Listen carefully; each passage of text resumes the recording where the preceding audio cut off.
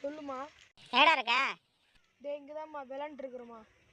சரி, வீட்டில் கறி குழம்பு ரெடி ஆகிடுச்சு, சாப்பிட வாடா. கறி குழம்பா? ஐயோ, இப்போ வேறு நம்ம சாப்பிட போகிறோமே.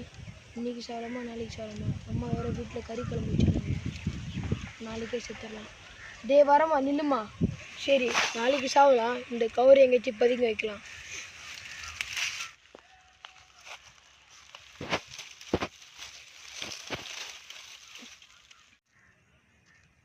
என்னடா சாவு போனோன்னு போனால் வீட்டுக்கு வந்துட்டா?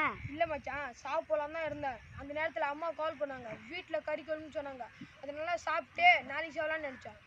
என்னது கறி குழம்பா? நில்லு, நானும் வரேன். சாக போனால் அப்பா வரல, கறி குழம்புன்னே வர. சரி வா சாப்பிட்லாம்.